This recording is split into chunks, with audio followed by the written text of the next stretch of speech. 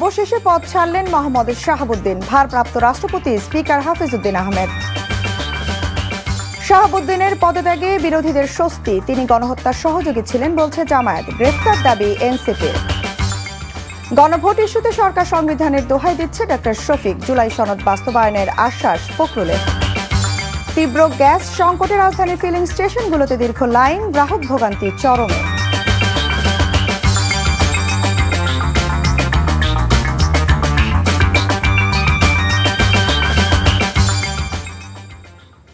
আসসালামু আলাইকুম। তামান্না নাহিদ খান স্বাগত জানাচ্ছি এনটিভির মধ্যরাতের খবরে।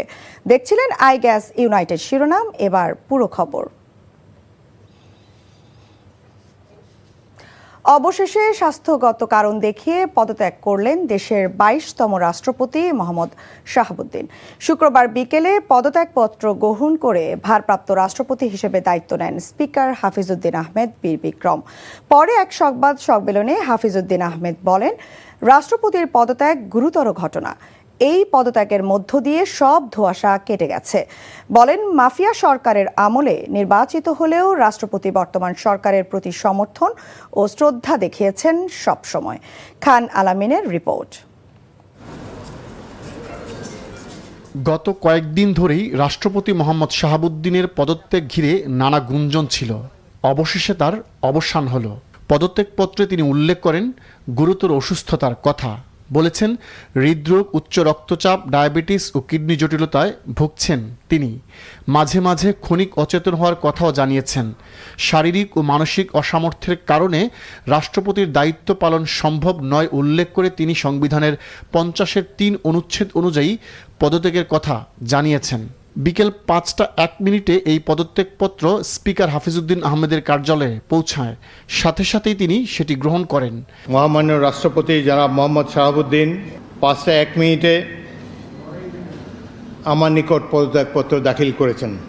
সংবিধানের 54 অনুচ্ছেদ অনুযায়ী নতুন রাষ্ট্রপতি নির্বাচিত না হওয়া পর্যন্ত ভারপ্রাপ্ত রাষ্ট্রপতি হিসেবে দায়িত্ব পালন করবেন স্পিকার।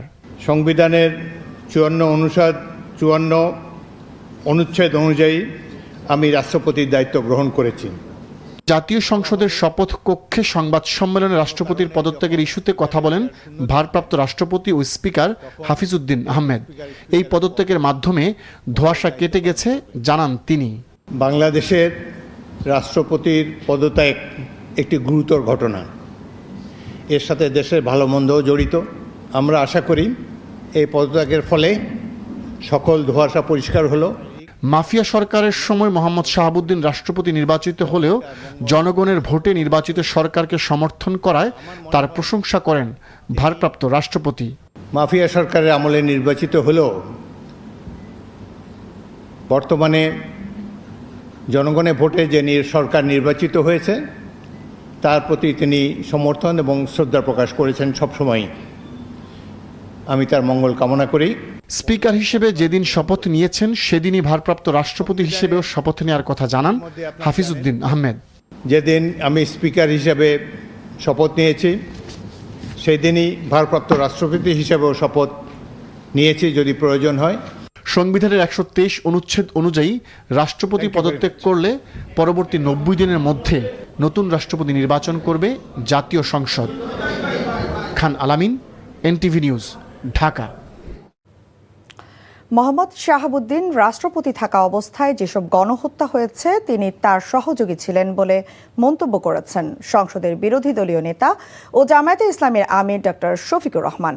বলেন, দেরিতে হলেও রাষ্ট্রের ঘাট থেকে স্বৈরাচারের দোসর নেমে গেছে। শুক্রবার সন্ধ্যায় রাজধানীর মিন্টু রোডের বিরোধী দলীয় নেতার সরকারি বাসভবনে রাষ্ট্রপতির পদত্যাগ ইস্যুতে প্রেস ব্রিফিংয়ে তিনি এই মন্তব্য করেন। বলেন, সদ্য সাবেক রাষ্ট্রপতির কোনো অপকর্ম প্রমাণিত হলে তাকেও বিচারের মুখোমুখি করা দরকার। আর স্বৈরাচার শেখ হাসিনার একজন দোসরকে সরকার এতদিন রাষ্ট্রপতি পদে বহাল রেখেছিল, এটা অকল্পনীয় বলে উল্লেখ করেন তিনি।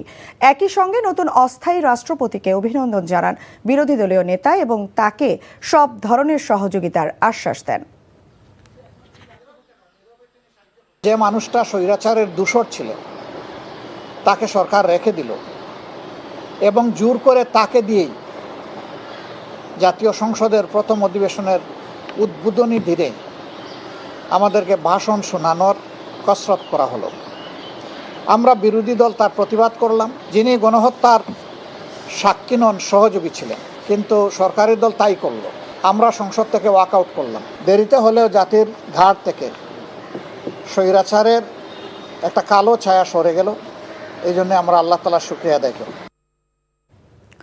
এদিকে সদ্য পদত্যাগী রাষ্ট্রপতি মোহাম্মদ শাহাবুদ্দিনকে দুর্নীতিবাজ ও ফ্যাসিস্টের দোসর আখ্যায়িত করে এনসিপির আহ্বায়ক ও বিরোধী দলীয় চিফ হুইপ নাহিদ ইসলাম বলেছেন, তিনি যাতে কোনোভাবেই সেফ এক্সিট না পান সে ব্যাপারে সবাইকে সজাগ থাকতে হবে। শুক্রবার রাতে নেত্রকোনা পুরাতন কালেক্টরেট ভবনের উন্মুক্ত প্রাঙ্গণে দেশ গড়তে জুলাই পদযাত্রা কর্মসূচিতে যোগ দিয়ে তিনি আরও বলেন, ফ্যাসিস্টের এই দোসরকে গ্রেফতার করে বিচার করতে হবে। বলেন, বিএনপি নির্বাচনের আগে 31 দফা রাষ্ট্র সংস্কার প্রস্তাব ও গণভোটের রায় বাস্তবায়নের প্রতিশ্রুতি দিয়েছিল, কিন্তু ক্ষমতায় আসার পর তারা রাষ্ট্র সংস্কার প্রস্তাব ও গণভোটের রায় বাস্তবায়ন থেকে সরে গিয়ে ক্ষমতা কুক্ষিগত করার চেষ্টা করছে। দুর্নীতিবাজ রাষ্ট্রপতিকে অপসারণ করে তাকে পদত্যাগের সুযোগ না দিয়ে তাকে অপসারণ করে তাকে গ্রেফতার করা। আমরা এখনো বলছি, শারীরিক অসুস্থতার নামে বা কোনো ধরনের অজুহাতে এই ফ্যাসিস্টের দোসর রাষ্ট্রপতি চুপ্পুকে কোনো ধরনের সেফ এক্সিট বা বিদেশ যাতে পড়াতে না পারে সেই জন্য সজাগ দৃষ্টি রাখতে হবে এবং সরকারকে অনতিবিলম্বে এই ফ্যাসিস্টের দোসর রাষ্ট্রপতিকে গ্রেফতার করতে হবে। এছাড়া সদ্য বিদায়ী রাষ্ট্রপতি মোহাম্মদ শাহাবুদ্দিনের অভিশংসন অথবা মানবতা বিরোধী অপরাধে যুক্ত থাকার অভিযোগে গ্রেফতারের দাবি করেছে জাতীয় নাগরিক পার্টি এনসিপি। রাজধানীর বাংলা মোটরে সন্ধ্যায় এনসিপির নিজ কার্যালয়ে দলটির সদস্য সচিব আক্তার হোসেন কথা বলেন। আক্তার হোসেন বলেন, দীর্ঘদিন নাগরিক কমিটির ব্যানারে জুলাই যোদ্ধারা শাহাবুদ্দিন চুপ্পুর পদত্যাগের দাবি করে আসলেও বিএনপি তাতে কর্ণপাত করেনি। এই চুপ্পু দীর্ঘদিন ফ্যাসিবাদের ধারক ও দোসর হিসেবে পরিচিত ছিলেন, কিন্তু এরপরে সাংবিধানিক বাধ্যবাধকতার কথা বলে তাকে রেখে দেওয়া হয়েছে। তিনি বলেন, ছাত্রদের ওপর নির্বিচার গুলিবর্ষণ, গুম, খুন সহ মানবতা বিরোধী নানা অপকর্মের সহযোগী ছিলেন সাবেক রাষ্ট্রপতি। তবে এখন নিজেদের স্বার্থে বিএনপি তাকে পদত্যাগে বাধ্য করিয়েছেন বলে দাবি করেন তিনি। বিএনপি তাকে আটক না করলে প্রয়োজনে আন্দোলনের হুমকি দেন এনসিপি। সরকারের কাছে আমরা দাবি জানাচ্ছি যে অবিলম্বে এই শাহাবুদ্দিন চুপ্পুকে গ্রেফতার করতে হবে এবং বিচারের আওতায় নিয়ে আসতে হবে। তিনি অসুস্থতার অজুহাতের কথা বললেও তার পদত্যাগপত্রের মধ্যে এমনভাবে তিনি ন্যারেটিভ সাজিয়েছেন যেটা আসলে তার জন্যে একটা সেফ এক্সিটের জায়গা তৈরি করতে পারে। গণভোটের ইস্যুতে সরকার সংবিধানের দোহাই দিচ্ছে অভিযোগ করে বিরোধী দলীয় নেতা ও জামায়াতের আমির ডক্টর শফিকুর রহমান বলেছেন, সংবিধান বেশি কচলালে নিজেদের অস্তিত্ব খুঁজে পাওয়া যাবে না। সকালে রাজধানীতে দলের ঢাকা জেলার রুকন সম্মেলনে তিনি আরও বলেন, জামায়াত মানুষের সংগঠন, নৈতিকতার প্রশ্নে কোনো আপোষ করা হবে না। নেতা কর্মীরা অপরাধ করলে ছাড় পাবে না। রিপোর্ট করছেন ফাহাদ মোহাম্মদ। রাজধানীর ডিপ্লোমা ইঞ্জিনিয়ার্স মিলনায়তনে ঢাকা জেলা জামায়াতের রোকন সম্মেলনে অংশ নেন বিভিন্ন ইউনিটের সদস্য ও নেতারা। সম্মেলনে অংশ নিয়ে জামায়াত আমির ডাক্তার শফিকুর রহমান বলেন, জামায়াতকে নির্মূল করতে বহু ষড়যন্ত্র হয়েছে, কিন্তু কেউ পারেনি। ষড়যন্ত্রকারীরাই দেশ থেকে বিতাড়িত হয়ে গেছে। অভিযোগ করেন, গণভোট নিয়ে সরকার জনগণের সাথে বেইমানি করছে। সমাধান সংসদে না হলে 24শে জুলাইয়ের মতো জনগণকে সাথে নিয়ে রাজপথে দাবি আদায় করা হবে। বেশি সংবিধান কসলাইতে যাইয়েন না। সংবিধান কসলাইলে নিজেদের অস্তিত্ব আর খুঁজে পাবেন না। সংবিধানে অনেক কিছু আছে, এখনো হাত দিতে পারেন নাই। হাত দিতে পারবেন কিনা তাও জানি না। আমরা দেখতে চাই জনগণের রায়কে সরকার সম্মান করছে। আমরা এই দাবি পরিত্যক্ত ঘোষণা করব না ইনশাআল্লাহ। এই দাবি আদায় করার জন্য যা দরকার আমরা তাই করে যাব ইনশাআল্লাহ। নৈতিকতার প্রশ্নে কখনো আপোষ না করার ঘোষণা দিয়ে ডাক্তার শফিক বলেন, জামায়াতে ইসলামী ফেরেশতাদের দল নয়। দলীয় নেতাকর্মীদের সতর্ক করে তিনি বলেন, অপরাধ করলে কোনো ছাড় নেই। বাংলাদেশ জামায়াতে ইসলামী ফেরেশতাদের দল নয়।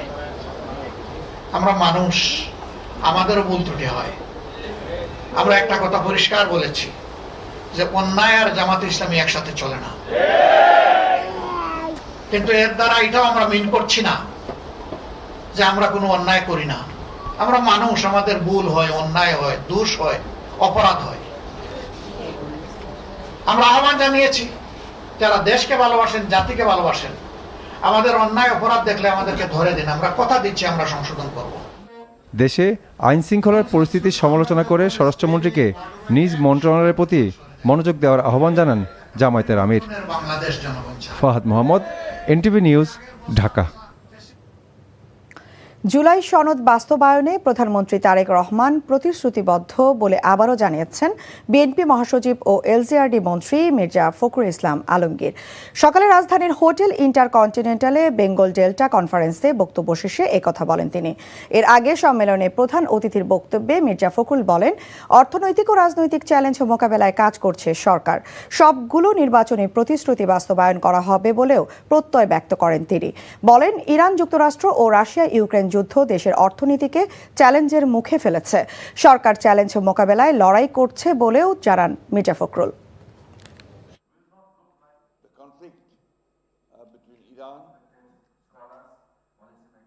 We are going through a critical economic as well as political instability, as because globally the conflict between Iran and USA, and also the war between Ukraine and Russia. Gas সংকটে রাজধানীর ফিলিং স্টেশনগুলোতে যানবাহনের বাড়তি চাপ দেখা দিয়েছে। ঘন্টার পর ঘন্টা অপেক্ষা করেও মিলছে না পর্যাপ্ত সিএনজি গ্যাস। যাত্রী পরিবহনেও বিঘ্ন ঘটছে, বাড়ছে জনভোগান্তি। দিনের বেশিরভাগ সময় পাম্পে চলে যায় যানবাহন চালকদের। আপেল শাহরিয়ারের রিপোর্ট।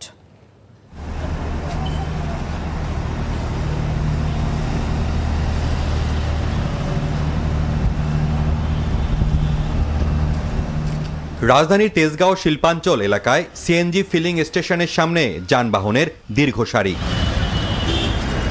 ভোর থেকে লাইনে দাঁড়িয়েও মিলছে না গ্যাস। যানবাহনের সারির এমন দৃশ্য বেশিরভাগ ফিলিং স্টেশনগুলোতে। অনেক জায়গায় গ্যাস নেই সাইনবোর্ড ঝুলিয়ে দেওয়া হয়েছে। কয়েকটি পাম্প ঘুরেও গ্যাস না পাওয়ায় হতাশ ভোক্তারা। এই যাইছি সকালে বই কোনো গ্যাস নেই। আবার গ্যাস সকালে 5টা-6টা বাজে আহি সিরিয়াল পাই না। আবার 8টা-9টা বেলা গ্যাস জায়গা। ময়মনসিংহ থেকে আসছি, কোনো গ্যাস পাই নাই। আজকে এনে 8টার সময় লাইন দিয়েছি বন্ধ, এনে ঢুকছি পরেই বলে যে গ্যাস বন্ধ হয়ে গেছে। আমরা ড্রাইভারটা অদৃষ্ট হয়ে গেছি, কেন প্রতিদিন রাত্রে নাই দিন নাই সারাদিন বৈশাখ গ্যাস পাওয়া যায় না। সিএনজি অটোরিকশা চালকদের ভোগান্তি সবচেয়ে বেশি। গ্যাস নিতে বাড়তি সময় চলে যাওয়ায় কাঙ্ক্ষিত যাত্রী পাচ্ছেন না তারা। এভাবে চলতে থাকলে জীবিকা নির্বাহ কঠিন হয়ে পড়ার শঙ্কায় তারা। 4000 টাকা রুম ভাড়া, খাওয়া দাওয়া, বাল বাচ্চা আছে, কিন্তু আমাদের এটা অনেক কষ্ট হয়ে যাইতেছে। তো এইরকম হলে তো আমরা তো বাঁচবো না, দেখা যায়। আমি এই পর্যন্ত মনে করেন 10টা পামে গেছি, 10টা পামে গিয়ে একটা পামেও কোনো গ্যাস নাই। অফিসে সিরিয়াল দিয়া মালিকের জমাও ঠিক মতো দিতে পারি না, সংসারও চালাতে পারি না। পাম কর্তৃপক্ষ জানিয়েছে, দিন যত গড়াচ্ছে সংকট তত বাড়ছে।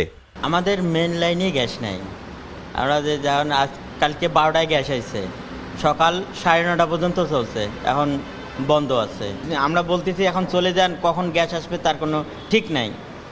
তারপরেও বসে আছে, কেউ যাইতে চায় না, বলে না আমরা গ্যাস নিয়ে যাব। যে কটি ফিলিং স্টেশনে মোটামুটি গ্যাস সরবরাহ আছে, তাতেও চাপ সামলাতে হিমশিম অবস্থার কথা জানানো হয়েছে। বাসা বাড়িতেও গ্যাস না থাকায় রান্না সহ নিত্য প্রয়োজনীয় কাজে সমস্যা হচ্ছে বাসিন্দাদের। মহেশখালীতে ভাসমান এলএনজি টার্মিনালে কারিগরি ত্রুটির কারণে সমস্যা হচ্ছে বলে জানিয়েছে জ্বালানি মন্ত্রণালয়। Apple Shahriar, NTV news, Dhaka.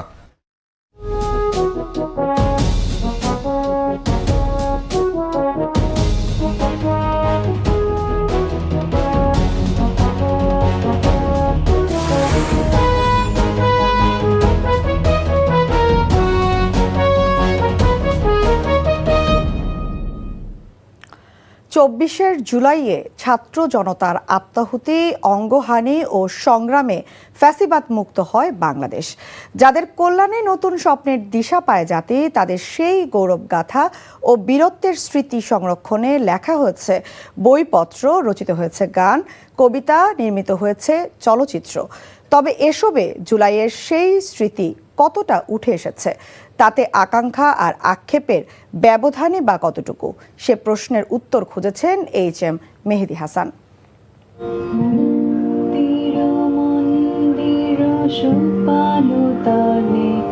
কত প্রাণ হলো বলিদান,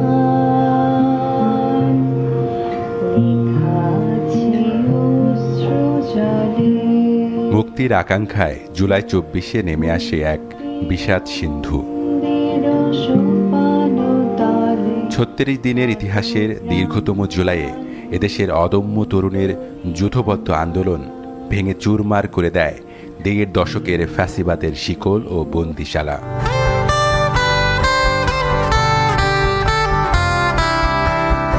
অবশেষে রক্তাক্ত পথ পেরিয়ে আকাঙ্ক্ষার নতুন দিনের সূর্য উদিত হলে জন্ম নেয় নতুন বাংলাদেশের স্বপ্ন।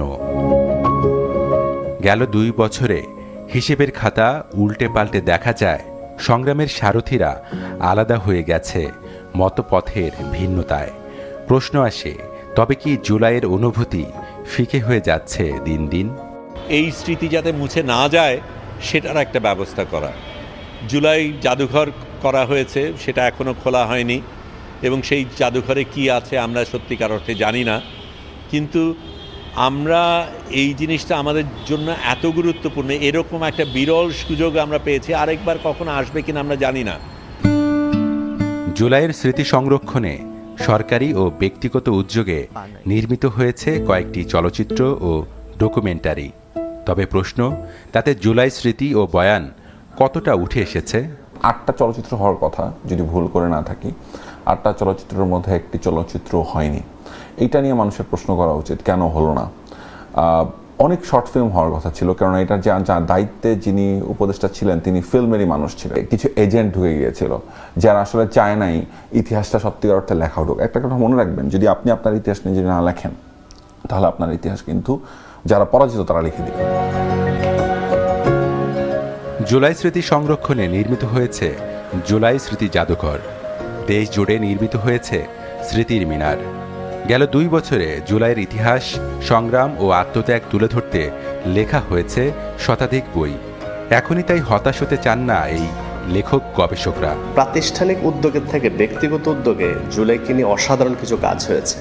কেউ নিজেরা লিখেছে, কেউ অন্য শহীদের পরিবারের সঙ্গে কথা বলে ইন্টারভিউ করে সেটা বই করেছে। ফলে এই কাজগুলোর মূল্যায়ন আসা দরকার। যতগুলো পরিবারে শহীদ রয়েছে, যতজন মানুষ পঙ্গু হয়েছেন, প্রত্যেকের একটা করে গল্প রয়েছে। সুতরাং অনেক গল্প জমা আছে। আমার ধারণা যে এই যে বিপ্লবী প্রজন্মটি, এরা যত বয়সের সঙ্গে সঙ্গে বড় হতে থাকবে তত এরা এই রচনায় আরো দক্ষ হয়ে উঠবে এবং তাদের মাধ্যমেই আমরা জুলাই নিয়ে ভালো কবিতা, ভালো গল্প এগুলো পাবো বা উপন্যাসও পাওয়া যাবে।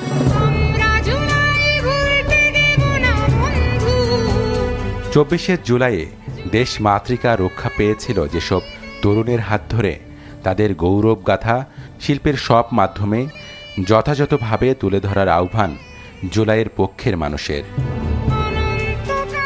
HM মেহেদী হাসান, NTV নিউজ, ঢাকা। গণভোটের রায় বাস্তবায়ন না করলে স্বৈরাচার শেখ হাসিনার পরিণতি বরণ করতে হবে বলে হুঁশিয়ারি উচ্চারণ করেছেন ইসলামী ছাত্র শিবিরের সেক্রেটারি সিকবাতুল্লাহ সিবগা। তিনি রাজধানীর যমুনা ফিউচার পার্কে বেসরকারি বিশ্ববিদ্যালয় ছাত্র শিবির পূর্বের আয়োজনে জুলাই স্মরণ সভায় একথা বলেন। শিবিরের সাবেক সভাপতি জাহিদুল ইসলাম বলেন, দীর্ঘদিন পরিকল্পনা করে ধীরে ধীরে শেখ হাসিনার সরকারের পতন ত্বরান্বিত করা হয়, কিন্তু কখনো এর কৃতিত্ব শিবির দাবি করেনি। অথচ সরকার যাদের রক্তের ওপর দাঁড়িয়ে ক্ষমতায় এসেছে তাদের বিচার দ্রুততর করছে না। গণভোটের রায় বাস্তবায়ন নিয়ে তালবাহানা করে সরকার নতুন ফ্যাসিবাদের পথে হাঁটছে বলেও মনে করেন তিনি। শিবির সেক্রেটারি বলেন, জুলাই শহীদদের মর্যাদা দিতে রাষ্ট্র নানা তালবাহানা করছে। অনুষ্ঠানে শহীদ পরিবারের সদস্য ও জুলাই আন্দোলনের সমন্বয়করা বক্তব্য দেন। পাবনার সাথিয়ায় জুম্মার নামাজে জামায়াত এমপির ইমামতি নিয়ে মসজিদের মধ্যে বিএনপি ও জামায়াত কর্মীদের হাতাহাতির ঘটনা ঘটেছে। শুক্রবার জুমার জামাতের ঠিক আগ মুহূর্তে পৌর সাথিয়া উপজেলার আফগাননগর বাজার জামে মসজিদের ভেতরে এই ঘটনা ঘটে। পুলিশ ও স্থানীয়রা জানায়, জামায়াতে ইসলামীর সাবেক আমির প্রয়াত মাওলানা মতিউর রহমান নিজামীর ছেলে ও পাবনা ১ আসনের বর্তমান সংসদ সদস্য ব্যারিস্টার নাজিবুর রহমান মোমেন শুক্রবার জুমার নামাজ পড়াতে চেয়েছিলেন। তাই খুতবা শুরুর আগ মুহূর্তে মসজিদে উপস্থিত বিএনপি কর্মী সমর্থকরা বাধা দেন। এ নিয়ে মসজিদের ভেতরেই জামায়াত শিবির ও বিএনপির কর্মী সমর্থকরা ধাক্কাধাক্কি ও হাতাহাতি শুরু করে। তবে এ ঘটনায় কেউ আহত হওয়ার খবর পাওয়া যায়নি। পরে অনাকাঙ্ক্ষিত পরিস্থিতি এড়াতে আগে থেকেই উপস্থিত থাকা পুলিশ সদস্যরা পরিস্থিতি নিয়ন্ত্রণে আনেন। কিংবদন্তি সঙ্গীত শিল্পী রুনা লায়লা ৬ দশকেরও বেশি দীর্ঘ পথ চলায় ১৮টি ভাষায় গেয়েছেন ১০,০০০-এর বেশি গান। জয় করে নিয়েছেন বিভিন্ন ভাষাভাষী শ্রোতার হৃদয়। দেশের অন্যতম প্রধান সাংস্কৃতিক প্রতিষ্ঠান শিল্পকলা একাডেমিতে প্রথমবারের মতো একক সঙ্গীত সন্ধ্যায় কালজয়ী শ্রোতা প্রিয় গান গেয়ে শিল্পী শ্রোতাদের উপহার দিলেন স্মরণীয় অনন্য এক সন্ধ্যা। আরও জানাচ্ছেন জাহিদুর রহমান।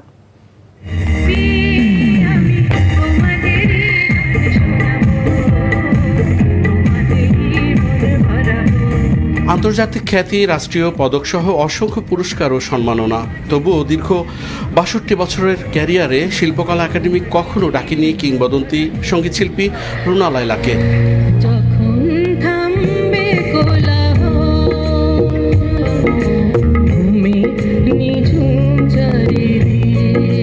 অসামান্য এই শিল্পীর প্রতি গভীর শ্রদ্ধা এবং সঙ্গীতের ভুবনে তার অবদানকে এবার জাতীয়ভাবে সম্মানিত করতে তার হাতে সম্মাননা তুলে দেন সংস্কৃতি মন্ত্রী নিতা রায় চৌধুরী। এর মাধ্যমে নিজেদের দায়মুক্তির পাশাপাশি ইতিহাসের অংশ হল শিল্পকলা একাডেমির জাতীয় নাট্যশালা মিলনায়তন। তবে আক্ষেপ প্রকাশ করতে ভোলেননি রুনা লায়লা। বারে বারেই বলছি, আই এম 74 ইয়ার্স ওল্ড। আপনাদের ভালোবাসা দোয়া পেয়ে আমি আজকে এখানে দাঁড়িয়ে আছি আপনাদের সামনে রুনা লায়লা হয়ে। এত সম্মান, এত ভালোবাসা পেয়েছি, পাচ্ছি এবং পাবো আমি জানি। তার জন্য আমি আবারও আপনাদের ধন্যবাদ জানাচ্ছি। মহান ভাষা শহীদ ও বীর মুক্তিযোদ্ধাদের প্রতি শ্রদ্ধা জানিয়ে রুনা লায়লা শুরু করেন তার গান।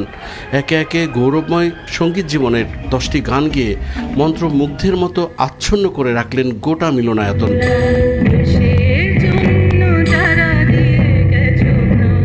সুরেরও একটি জীবন আছে, সে জীবন তখনই অমর হয়ে ওঠে যখন কোনো শিল্পীর কণ্ঠ প্রজন্ম থেকে প্রজন্মে মানুষের অনুভূতি, স্মৃতি ও ভালোবাসার অংশ হয়ে থাকে। রুনা লায়লা সেই কালোত্তীর্ণ শিল্পীদের একজন, যার কণ্ঠে কথা বলে সময়, অনুভূতি পায় সুর, আর এভাবেই সংস্কৃতির আত্মপরিচয় আরও দীপ্ত হয়ে ওঠে জাতির।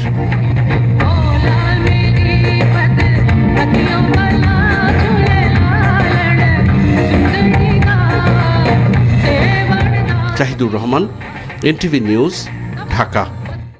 বাংলাদেশ সহ 7টি দেশের ওপর নতুন করে 10 থেকে 12.5% শুল্ক আরোপ করেছে যুক্তরাষ্ট্র। বার্তা সংস্থা রয়টার্স জানায়, যুক্তরাষ্ট্রের স্থানীয় সময় রাত 12টায় নতুন শুল্ক কার্যকর হয়েছে।